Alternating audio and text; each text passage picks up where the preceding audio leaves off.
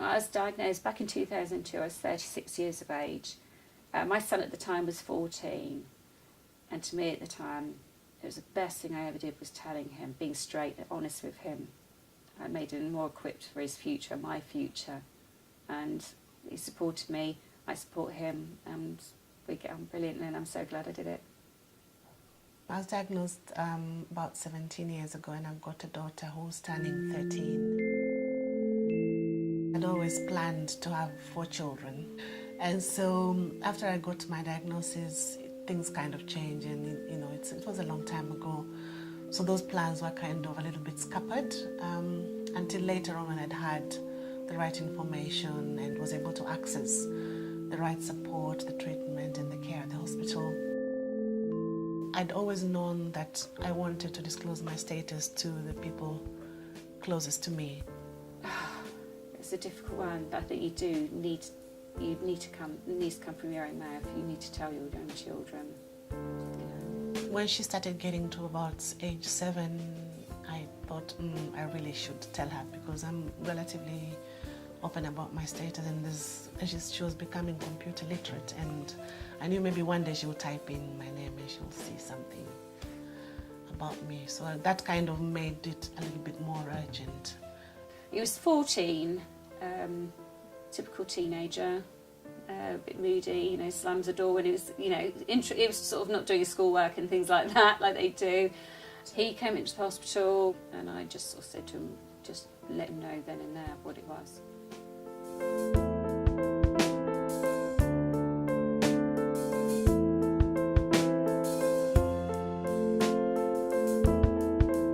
I had a friend who also had 2 children, and one day she rang me and said, I've just disclosed to them, they're 12 and 13.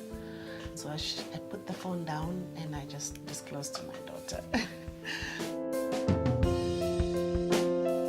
She didn't necessarily react badly. She was very upset. He was just very, very quiet, and like most teenagers, they do sort of tend to go off to their room a lot anyway. So he just sort of acknowledged it from me, and probably very upset, but didn't show he was upset.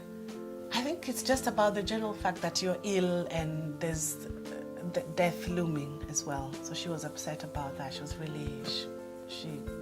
quite ill, and I said, but I take medication and hopefully this will keep me well for a long time. So it's a worry for them, because especially like for me and my daughter, I'm a single mom, so I'm the only person who takes care of her, and I think it's just about knowing that the one person who's close to you, the one person who looks after you, the one person that they're ill, and that's not easy for them to deal with.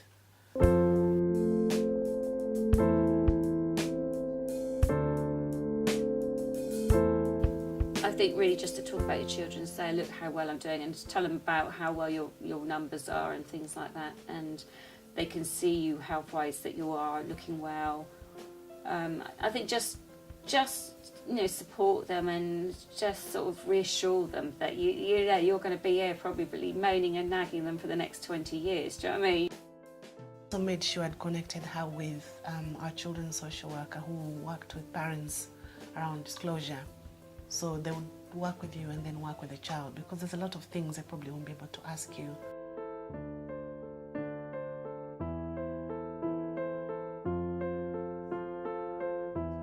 I think it's just saying to them, this is what it is, these are what some of the issues related to it, this is how we deal with it, and apart from that, we just carry on, and so you don't make it into a huge, big thing, and I think they take it a lot better. They're very, very resilient young people.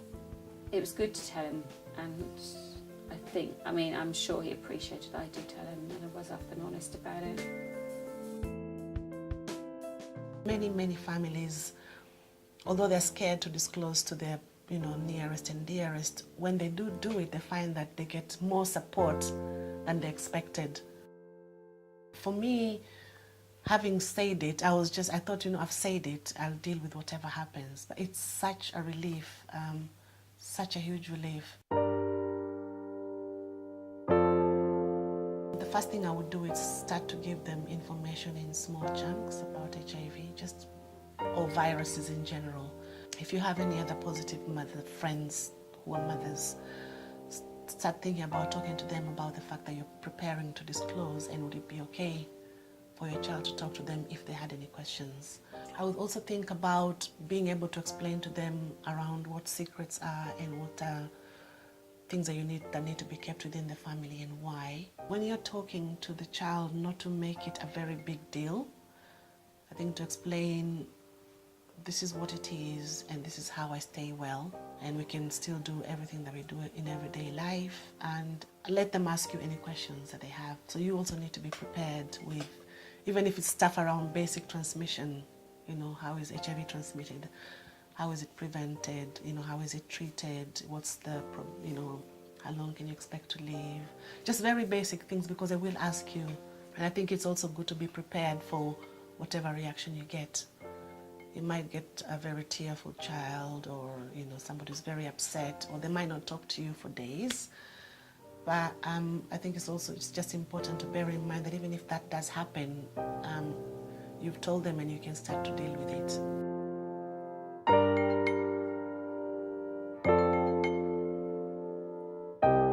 It's got easier as time's gone on.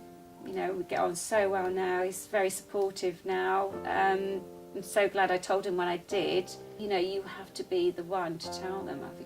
I don't know how much firmer I can say on the matter. I think you have to tell them, and just give them a good positive role model. Just show them that you're going to be here and you're going to be fighting, and you're going to take your meds, and you're going to do everything that you need to do to just keep being fit and well. It might be daunting and you might be scared, but it's something that you can work with. A lot of us have done it, and believe me, it is a much better place for me to know that my daughter is well.